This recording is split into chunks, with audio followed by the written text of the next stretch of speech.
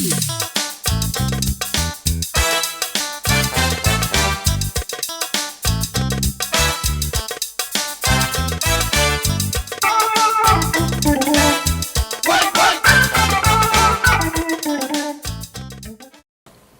production ni ondu tele jabarani flebaga na kanubogo bela jeli amba fuku oni antuma o bisimila anga jemukan keneka bi mali barakelo ka jemukan keneka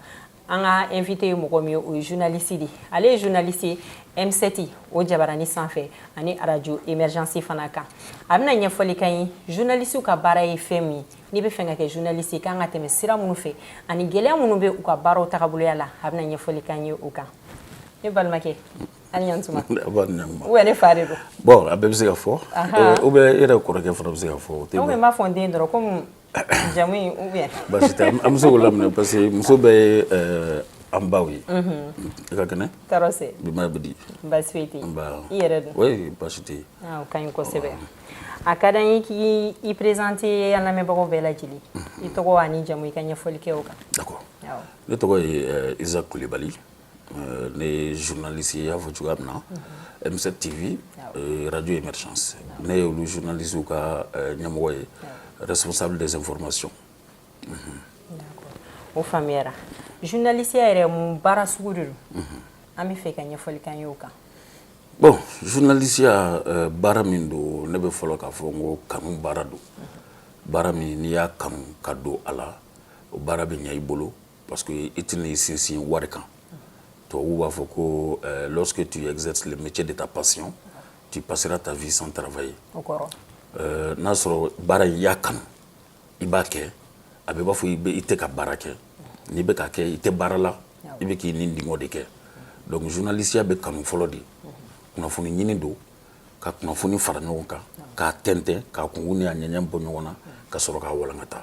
La collecte des informations, le traitement des informations et la diffusion des informations. Au cas où Klenia ni ladria au de kononana. Klenia imunye ima fando fisa ni fandoy. Karsalaka ni karsalaka obe nyogona ka kleo ni nyogonche. Itna deme dunima itna deme parce que eta kuna foni di ka kuna foni di aywa ni deme beke ni mo be supporter le auditeur ou walma téléspectateur ou walma lecteur ou olu debe supporter les caisses à noter et ni manganga yola au-delà il faut que les faits sont sacrés mais les commentaires sont libres wale ya kera chugamina iba foti on munumbe alanga les 6 ans mi olu ja olu bo nankala o de journaliste yayi donc ne bo de ke o de benanega baraka ntama bi ibe abarena be wakati julibo ne be barena abe akonga chan samugay avec mon jeune âge parce que depuis j'étais au lycée depuis le lycée là ne be taka radio là me tabo radio barakelaw la ne rat be Clément radio là Siga sur le lycée radio Chamam quand on faisait les années 90 jusqu'à 2000 entre mes lycées là j'ai été au lycée en 93 autant qu'on en a ne be ta radio là me siga ta Clément radio là dono la net me école chômé kata radio là kata sigi ndese kumana masikuma mais bara nya kan ko jugu. Donc, nous sommes là jusqu'à Canada, IFM. IFM, à notre époque, c'était l'UNSEC de Bougouni. Donc, de 1999 à 2003, j'étais à l'UNSEC de Bougouni. Je mettais à la radio là, et puis je participais à l'émission à la radio là. Émission d'autres, mais poème blagatara, poème flash chaque semaine. Donc, si bien que nous donnons à la radio là, ou bien nous avons un plateau de Banou, moi-même j'ai épousé la radio à partir de Bougouni dans les années 2002-2003. Donc, phobie, je suis homme de radio à la base. C'est-à-dire que radio Barakela à la base. Mais c'est vrai que les journaux, organes de presse, écrit tout là. Mais c'est vrai que donc il faut que c'est télé référendum. Télé tout y est, on a Baraké tout le radio là, quand on voulait, kadana danga, donc bon, on est content. Nani mo ko me fenga ke journaliste kan ateme sira du manifé journaliste ya folo ambe fo mo ko nyina we ka kalanke ka journalisme école be mali kono bi akayere école so be gouvernement fana tabe concours be ta dowla way be do fana sara mali journaliste koroba chama o yo ka journaliste ya kalake kokan grâce be bi de la jeune génération o lu kuna kadi avec en fait un peu mogoya. Donc, mais au-delà de tout, il faut que journaliste parce que journalisme école de référendum. Moi, je n'ai pas été dans une école de journalisme. Oui. Junior de Fongo, je suis enseignant à la base, doublement enseignant. On est école Karamogo Kalam, école Sofladeke, il y a un sec, il y a un subke. donc o ye sɛbɛnni nɔgɔya ma a ye tubabukan fɔ fana nɔgɔya ma dɔɔni donc ne kelen tɛ Mali journaliste ba caman de bɛ yen minnu ma taa journalisme école la mais formation séminaire atelier kɔlɔsili jateminɛ karisa b'a kɛ cogo di n fana b'a kɛ ten n b'an ta kɛ n bɛ n ta dilan k'i hakilinaw fara ɲɔgɔn kan o bɛ se ka mɔgɔ kɛ journaliste ye ka sɔrɔ i ma taa journalisme école la mais bi in na a école bɛ yen donc a ka kan mɔgɔw ka taa école la parce que papier ko bɛ jate n'o ye kalanban sɛbɛn ye diplôme o bɛ jate donc ni ma ɲɛ i bɛ kɛ journalisme ye i bɛ tɔw fana kɔlɔsi tɔw bɛ k'a kɛ cogoya min na ka courage fana ta ka taa terrain kan ka courage fana ta ka activités kɛ ka formation suivre k'a ɲini k'a dɔn c'est-à-dire la soif de l'inconnu e tɛ fɛn min dɔn k'a ɲini k'a sugu dɔn donc o bɛ se ka mɔgɔ kɛ journaliste ɲɛnama ye komi i yɛrɛ y'a fɔ k'a bɛ san 20 bɔ k'e bɛ nin baara la kabini e y'a daminɛ fo ka se bi ma i ye gɛlɛya jumɛn de sɔrɔ a la gɛlɛya in o kɔni gɛlɛya baara bɛɛ n'a gɛlɛya don mais n y'o de fɔ n'i ye baara kanu i b'a gɛlɛya ku donc dɔw bɛ don a la wari kama donc olu tɛ se ka gɛlɛya ku à la base radio an y'a daminɛ radio la bɛɛ bɛ radio gɛlɛya dɔn Mali kɔnɔ radio gɛlɛya ye mun ye fɔlɔ o ye wariko ye sarako bon ne ye ka premier salaire radio tun ye 2000 de ye 2000 CFA wari 2000 o y'a sɔrɔ ne ye min kɛ radio la a bɛ ɲini ka san 10 bɔ n tɛ sara sara tɛ yen donc journaliste la animateur journaliste n tɛ sara mais baara kanu ka di n ye wa auditeurs fana bɛ n sara i ka émission ka di minnu ye u b'i wele ka fɛnw d'i ma u b'i wele ka bonyaw k'i ye ne ye fɛn bɛɛ sɔrɔ radio la ni n ko fɛn bɛɛ de ko don fɛn bɛɛ ah oui n ye muso sɔrɔ n ye den sɔrɔ n ye terrain sɔrɔ n ye du jɔ n ye mobili sɔrɔ n ye moto sɔrɔ baarakɛla bɛ mun ɲini tuguni o ye fɛn bɛɛ ye voilà donc ne ye ninnu bɛɛ sɔrɔ radio la radio sababuya la voilà n bɛ se ka fɔ ten o y'a sɔrɔ sara tɛ n ye i bɛ se ka an ye min kɛ ka sara jɔlen d'i ma a bɛ san 10 bɔ ka na sara jɔlen di o sara fɔlɔ tun ye 2000 de ye donc mais continuer la kanu bɛ yen donc n bɛ continuer la ka continuer ka na se fo bi alhamdulilayi on se plaint pas a ma dayirimɛ sɔrɔ min bɛ di anw ma an ka employeur bolo o bɛ se ka to an b'an ka so sara an bɛ an ka essence sara wa an bɛ se ka mago misɛnnin fana kɛ caman kɛ donc wa baara in fana kanu yɛrɛ o de bɛ mɔgɔ fa kosɛbɛ mais an y'a ye jeune génération minnu bɛ na baara in kanu kama tɔgɔ wari kama journalisme kɔrɔba dɔ bɛ deli k'a fɔ ko les journalistes ne deviennent pas riches mais ils ne meurent pas de faim journalisme la i tɛ kana fɔ i bɛ kɛ nafolotigiya la mais kɔngɔ kɔni tɛ se k'i faga k'i to a baara la donc an b'o danga de kɔnɔ bi donc o la minnu b'a ɲini k'a fɔ ko fo sara fo wari fo nin ka sɔrɔ u tɛ métier tɛ journalisme ye i bɛ se ka métier wɛrɛ ɲini mais o tɛ journalisme ye quoi donc gɛlɛya caman fana bɛ yen minnu bɛ tali kɛ organe de presse bi organe de presse se tɛ u ye organe de presse kan tɛ u da u b'a fɔ cogoya min na donc u b'a to organe de presse tɛ se k'u ka baarakɛlaw sara kosɛbɛ o de b'a to hali journalistes bɛ don da caman fɛ m'a fɔ Mali journalistes corrompus u bɛ don da caman fɛ n'a ma ɲɛ i ka baara don i ka kan ka dumuni kɛ min b'i ta o tɛ se k'i la baara fana donc i bɛ don da caman fɛ donc o gɛlɛya fana o ye entre le gouvernement et la presse donc bɛɛ b'a dɔn k'a fɔ ko aide à la presse ko a gɛlɛya bɛ Mali kɔnɔ bi min bɛ di o ye fitinin o ye tɛ foyi bɔ a yɛrɛ fana tɛ ka di yɛrɛ n'i y'anw ta ni an dafɛ jamanaw ta sanga ɲɔgɔn ma i b'a ye danfara ba de b'u ni ɲɔgɔn cɛ donc journalisme ni organe ma dɛmɛ organe tɛ se k'a ka baarakɛla dɛmɛ ni baarakɛla ma dɛmɛ baarakɛla fana tɛ se k'a ka baara kɛ i b'a fɔ a ka kan ka kɛ cogoya min na kɔngɔtɔ tɛ maloya dɔn a tɛ sanmɛ dɔn o gɛlɛyaw bɛ an kan o tɛmɛnen kɔfɛ gɛlɛya wɛrɛ fana bɛ yen nɔ tuguni min ni tɛ kelen i n'a fɔ a ka lakana ko ni fɛn wɛrɛw la oui protection sociale et puis journalisme fana c'est un métier très dangereux on peut le dire parce que an bɛ yɔrɔ min na insécurité ko la kuma dɔw bɛ yen il y a des sujets sensibles qu'on ne doit pas dire il y a des sujets très très sensibles qu'on ne doit pas frôler au risque de sa vie ni kumasen dɔw bɛ yen babusen dɔw bɛ yen n'i da tunna la a bɛ b'a fɔ i ka ɲɛnamaya bila ngalama na donc olu faratiw bɛ yen wa sécurité sociale fana o ye assurance ko ninnu ni INPS ko ninnu ni AMO ko ninnu baarakɛla service employeur de ka kan ka mɔgɔw assurer o la olu bɛɛ sécurité mais olu fana ne y'a fɔ cogoya min na ni mɔgɔ ye journaliste ka baara faamu ni journaliste fana ye o ka baara k'a kɛcogo la ne hakili la ani population an bɛ ɲɔgɔn faamu bon journaliste taabolo dɔw fana bɛ yen par exemple les journalistes d'investigation donc olu fana bɛ farati dangana tuguni ka tɛmɛ anw kan ni ye journaliste yɛrɛ fana gɛlɛya bi tuguni o ye bɔlɔlɔ siraw ye les nouvelles technologies de l'information de la communication Facebook, WhatsApp, Twitter, Instagram ka taa se TikTok ninnu fɛn ma o y'a to mɔgɔ caman kɛra kunnafonidila ye ka sɔrɔ o tɛ kunnafoni di cogo dɔn o ye kunnafonidilaw yɛrɛ lagosi ka kunnafonidilaw mankutu tiɲɛ ni mɔgɔ ye olu ye baara la a bɛ k'i ɲɛna ko bɛɛ de b'a kɛ ten ni mɔgɔ ye olu ye parce que bi bi in na téléphone bɛ bɛɛ bolo bi naani forfait bɛ se ka sɔrɔ wa bɛɛ bɛ se k'a lajɛ hali de b'i ka buguda la donc minnu tɛ o baara kɛ minnu tɛ ye olu yɛrɛ ma dɔn minnu bɛ baara kɛ a cogo yɛrɛ la olu yɛrɛ fana ma dɔn mais bɛɛ bɛ minnu ye bɔlɔlɔ siraw sanfɛ u bɛ kumaw fɔ kuma minnu ma jate n'i ye dɔw yɛrɛ ka émission lajɛ réseaux sociaux sanfɛ i yɛrɛ bɛ ɲɛ ɲini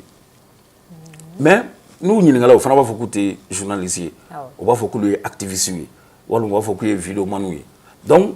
ou bien blogueurs ye olu ni journalistes tɛ minɛn kelen kɔnɔ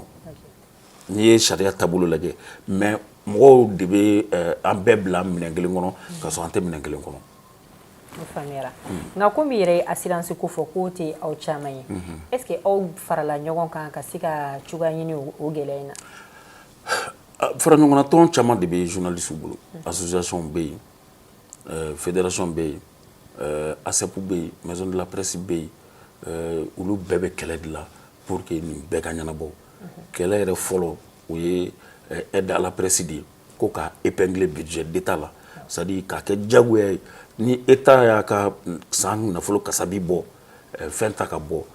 presse ta ka bɔ parce que presse fana ye fangadila de ye c'est le quatrième pouvoir donc an fana bɛ se ka fanga di mɔgɔ ma fanga o fanga nana bɛɛ gulonna anw de la ka yɛlɛ sanfɛ hali n'a sɔrɔla a bɛɛ bɛ tila k'anw tan mais bɛɛ bɛ gulon anw de la donc c'est pourquoi a ɲinina ni presse tala ba la organe de presse bɛ se ka u ka agent fana ta ba la nin cogo in na donc o sira de bɛ ka laɲini halisa mais kungo fɔbaga de bɛ jɛkulu bɛɛ la an ka kungo fɔbaga o ye ASEPT ye ani an ka tɔnbaw ye maison de la presse olu b'o baara la ni URTEL ninnu hakili la olu b'o wuli ka jɔ la hali dɔgɔkun tɛmɛnen na o ye baara caman kɛ dans ce sens. komi baara la farati tɛ ban ni kojugu dɔ ye aw dɔ la kelen sɔrɔ m'a laɲini est ce que ni o kɛra ni sɔngɔ bɛ ta ka di aw somɔgɔw ma o la. non ne ma o lakodɔn mais ne bɛ misaliya ta anw yɛrɛ ka M7 TV la M7 TV ne ka adjoint ye ala ma hinɛ la Ablaye Fama Kulibali ale fatula kabi mars kɔnɔna na donc fo kana se bi ma a ka salaire ma jɔ anw kɔni fɛ yan kabini a fatula fo bi a fatula ka sɔrɔ salaire ma kɛ o salaire kɛla ka avril kɛ ka mai kɛ an bɛ juin kɔnɔ donc ɲɛmɔgɔ kɔni y'a ŋaniya a tɛ jɔ fo ka se waati min ma n t'a waati dan dɔn nka a ka somɔgɔw kɔni bɛ k'a tɔnɔ bɔ anw kun yan o ye M7 TV ta ye n bɛ se ka min fɔ tɔw ta kan Bilo Fama c'était mon adjoint mon grand frère a kɔni fatula ale ka sara bɛ ka continuer ka kɛ M7 la a bɛ se ka kɛ mɔgɔ caman b'o kɛ wa a banni fana an ye cotisation kɛ maison yɛrɛ ye wari fara ɲɔgɔn kan a wari nafolo kasabi a nafaba de b'a la an y'o di somɔgɔw ma o k'u boloma gɛn ni o ye donc a ka sara fana bɛ ka continuer donc n bɛ se ka kuma M7 ta kan radio émergence ta kan donc o bɛ sen anw fɛ yan. danfara bɛ journalistes yɛrɛ dama ni ɲɔgɔn cɛ. danfara sugu jumɛn. i n'a fɔ a bɛ fɔ ko aw bɛɛ ye journaliste ye est ce que an bɛ se k'a sɛbɛntiya k'a fɔ nin ka baara ye nin ye nin ka baara ye nin ye i bɛ se ka ɲɛfɔli kɛ n'a sɔrɔ différence dɔ bɛ journalistes yɛrɛ dama ni ɲɔgɔn cɛ ou bien a bɛɛ ye fɛn suguya kelen de. oui bon kuma dɔnnaw b'a fɔ ko tigɛ bɛɛ bɛ fala nka minnu bɛ kɔlɔ kelen kɔnɔ olu de bɛ ba la quoi est ce que y'a faamuya donc radio journalistes bɛ yen dɔw bɛ yen uniquement radio ne m'o fɛ ko j'étais je suis à la base radio donc mɔgɔ dɔw bɛ yen o ye radio la u ma taa télé la u ma taa presse écrite la dɔw bɛ presse écrite la u tɛ kuma u bɛ duguma u dogolen don olu bɛ sɛbɛnni dɔrɔn kɛ donc dɔw fana bɛ télé dɔrɔn na olu tɛ se radio la kuma na olu tɛ se sɛbɛnni fana na donc mais an bɛɛ kɔni ye journaliste ye an bɛɛ bɛ wele ko journaliste ye. o faamuyara laɲini jumɛn de b'i bolo ka ɲɛsin an ka jamana ɲɛmɔgɔ ma walasa u bɛ gɛlɛya min na hali bi dɔ bɛ se ka bɔ o la cogoya min na. non laɲini kɔni ne ɲɛna ne da ser'o ma ka ban parce que n'i ye gɛlɛya évoqué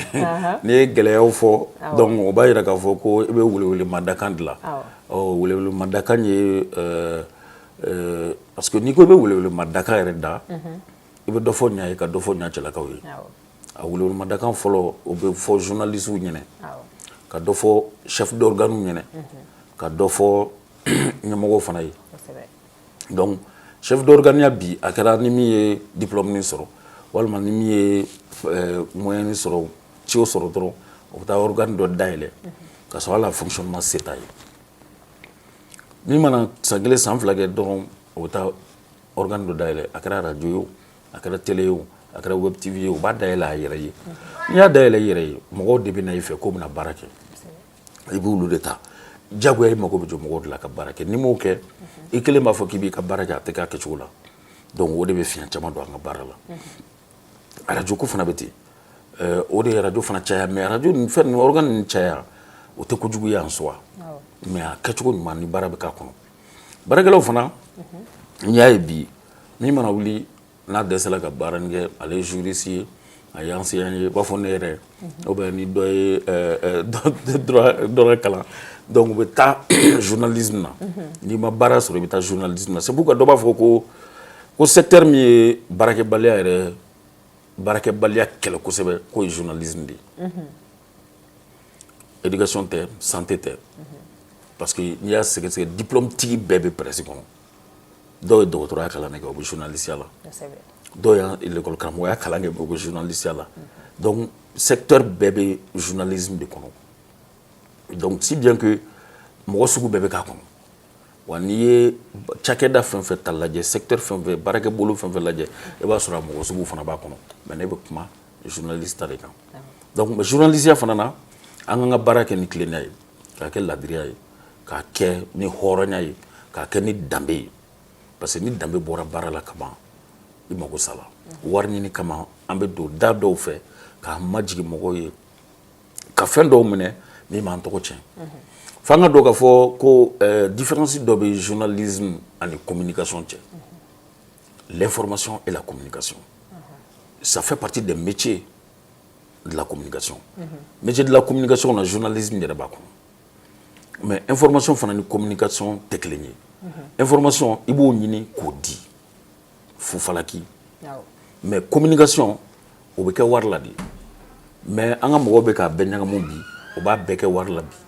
k'a bɛɛ ɲagamu c'est à dire u b'a bɛɛ don doro sa o de bɛ k'a to an tɔgɔ bɛ ka tiɲɛ ka wuli ka taa mɔgɔw ɲini ka mɔgɔw sɔgɔbɛ ka namimaya kɛ mɔgɔw kɔ k'u hakilinaw ta walima ka u janfa k'a bila bɔlɔlɔ siraw sanfɛ a bɛ mun de ɲɛ ka mɔgɔw tɔgɔ tiɲɛ ko dossier n'i ye maliyɛn bi ko a bɛ nin bɛ karisa dɔn dɛ o y'a sɔrɔ a bɛ k'a tɔgɔ tiɲɛ de a bɛ ka kojugu de fɔ a ma a bɛ k'a mankutu de tiɲɛ komi u b'a fɔ cogoya min na k'a bɛ k'a buruja a bɛ karisa dɔn dɛ a bɛ karisa dɔn parce que a bɛ k'a tɔgɔ tiɲɛ c'est pas bon an danbew tiɲɛna an ka tabiyaw tiɲɛna an ka taabolow tiɲɛna nin sira ninnu na n'i y'an ka mɔgɔkɔrɔbaw wele bi k'a fɔ ko maliyɛn bɛ nin k'a yɛrɛ la balimaw tɛ ɲɔgɔn to sinjiw tɛ ɲɔgɔn to jɛɲɔgɔnw tɛ ɲɔgɔn to mali kɔnɔ ani mali kɔ kan a bɛ fan bɛɛ de n'i mana téléphone kelen san ka video dɔ kɛ dɔrɔn o bɛ taa da la gosi mɔgɔw fana bɛ siranw ɲɛ k'o tigi wele ka wari d'u ma a b'a jama ka bila mɔgɔ wɛrɛ de la o de y'a to wulujugu caman balolen don ka bila mɔgɔw la bi an yɛrɛ de y'o wulujugu ninnu balo k'o bila mɔgɔw la donc o ye journalisme jɔyɔrɔ ye donc fɛn min ye faamaw les chefs d'organe o ka hakili to kɔmɔgɔw la n'i ye mɔgɔ fila mɔgɔ saba ta a ma se i ka mɔgɔ bayirika ta pour que k'a fɔ ko i ka organe jama ka ca i bɛ se mɔgɔ min kɔrɔ o ta wa n'i tɛ se organe kɔrɔ i ka organe dayɛlɛ i ka baara kɛ mɔgɔ bolo fɔlɔ i ka expérience sɔrɔ i ka wari dɔ fara ɲɔgɔn kan i ka sɔrɔ ka u b'a fɔ cogoya min na ka voler de ses propres ailes donc à l'état également faut que l'état voie que nous sommes des nécessités an sen bɛ jamana yiriwali la an sen bɛ jamana jɔli la jamanadenw kunnafoni ni kunnafoni yɛrɛ ye balo de ye ni min ma kunnafoni o ni ye nin kɔngɔtɔ de ye minnu ka baara bɛnn'a ma o ni dɛmɛ ka kan an b'a fɔ ko gouvernement k'an sara parce que nous évoluons dans le secteur privé an bɛ kɛ yɛrɛ ye la mais gouvernement ka kan k'an dɛmɛ k'an lakana gouvernement ka kan k'an dɛmɛ k'a to an ka se an yɛrɛ kɔnɔ fana n'an sera an yɛrɛ kɔrɔ an bɛ se ka mɔgɔ caman fana ta a bɛ dɔ bɔ chômage de la o de la n ko i ma n ko journalisme de kɛra secteur ye min ye mɔgɔ ta fo caman mɔgɔw bɛ mɔgɔw ye télé la ka ɲɛbɔ fɛ ka taa journalisme la ka mɔgɔw ye télé la dɔrɔn ka ɲɛbɔ a fɛ k'a kanu ka kanu a ka baara fɛ an caman ye misaliya ta wari tɛ mɔgɔw kan waati min na an bɛ wele moi je prends l'exemple sur les Bali Idrissa les Djibril Bodj n'i tun y'olu télé la les Thomas Lazare les Papa Oumar Diop n'i y'olu ye télé la ça donnait la soif du métier ça donnait le goût du métier mais bi faut que an minnu fana b'a la f'anw fana ka baara kɛ dans ce sens la future génération o ɲɛ bɛ anw de la donc ɲɛ jɔyɔrɔ y'anw de ye an ka kan ka k'u ma misaliya ye kuma kuncɛ kuma la n'a y'a sɔrɔ fɛn wɛrɛ b'i bolo ka fara nin kan ɲɛna ka jamukan in kuncɛ. Ouais, kuma kuncɛ kuma ani kuma laban tɛ kelen yɔrɔ. Ah bon ni kɔni bɛna k'a labɛn ko ni ko dɔw ma ko kuma laban u b'a fɔ k'o tɛ hɛrɛ. Awɔ. Donc an ta kɛ kuma an ka kɛ ka nin jamukan in kuncɛ de. Donc kuma kuncɛ kuma na ne bɛ aw fo de k'aw waleɲuman dɔn Mifa Production k'aw fo aw ka cɛsiri la k'aw fo aw ka wulikajɔ la. C'est-à-dire kuma dɔnnaw b'a jira k'a fɔ ko bamuso kelen bo tɛ sulu fa bon bolo ɲɛ kelen tulu fana tɛ se ka sama mɔ donc aw b'aw cɛsiri nin na baara don baara ma bɔ baara la baara fɛn fɛn bɛ se ka mɔgɔ dɛmɛ ka nafolo s'i ma o ye baara ye donc a y'aw banba k'aw jija parce que a bɛ daminɛ tan de ka yɛlɛ kɛnyɛrɛye fana le secteur privé la promotion du secteur privé gouvernement b'a la aw bɛ fo parce que aw bɛ anw fana bɔ anw ka clients moi ne bɛ émission débat kɛ ne ka clients ye politique mɔgɔw ye mais ni aw fana ye ne kɛ aw ka client ye honneur don danaya fana don parce que ka wuli ka mɔgɔ sɛgɛrɛ a baarakɛbolo de diyar'i ye walima i bɛna a sugu dɔn fana i b'a to diɲɛma b'a sugu dɔn donc k'aw fo aw ka cɛsiri la k'aw fo aw ka waleya la jamanadenw hali sen bɛ wuli kunnafoniyali la hali ne ye dakuruɲɛ damadamanin minnu fɔ a bɛ se ka kɛ a ma ɲɛ a bɛ se ka kɛ a ma diya dɔw ye a bɛ se ka kɛ dɔw yɛrɛ b'a fɔ e yɛrɛ bɛ nin fɔ la est ce que e bɛ nin kɛ wa mais ne bɛ kuma ni min de ye ne bɛ kuma ni n ŋaniya de ye min bɛ ni ala cɛ n b'o de fɔ n tɛ kuma mɔgɔ ka nin dingɔ na quoi donc an ka baara in continuer comme ça dans cette lancée le meilleur est à venir parce que jamana jɔ la ni bɛɛ y'i jɔyɔrɔ bin faga jamana wo bɛ jamana na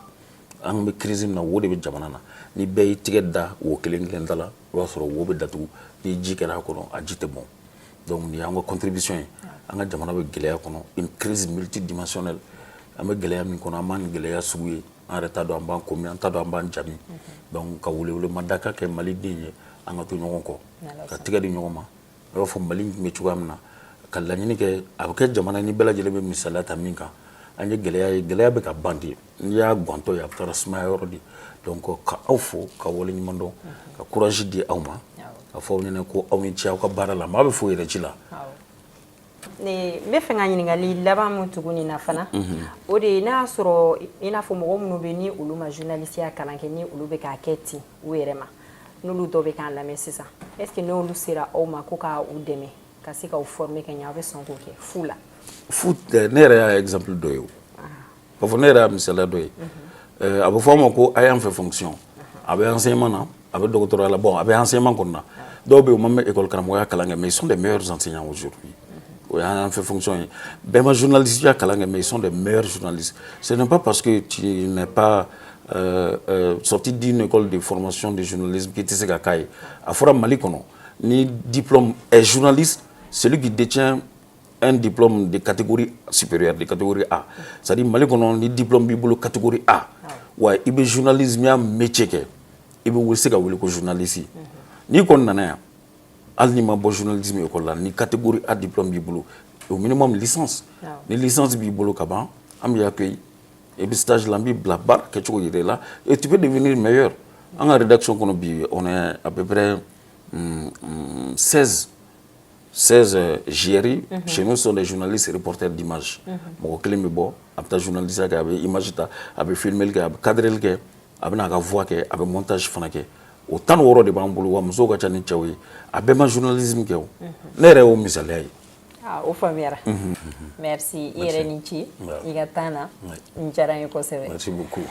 An lamɛnbagaw hakili la ye caman faamu an ka bi baro la ani journaliste Isaac Kulubali an n'ale de tun bɛ ɲɔgɔn bolo a tun bɛ ka ɲɛfɔli k'an ye u ka baaraw tagaboloya la journaliste ye mɔgɔ ye minnu jɔda ka bon kosɛbɛ an ka jamana kɔnɔ sabula olu de bɛ to ka taa an ka jamana ɲɛmɔgɔ fanfɛla la ani yɔrɔ caman na ka taa kunnafoniw ta a sunba kɔrɔ ka ne ni aw k'an ladɔnniya fɛn caman kan an ka jamana kunkanko la an b'a fɔ aw k'an bɛn sanga wagati wɛrɛ ni Ala ka jɛ ye.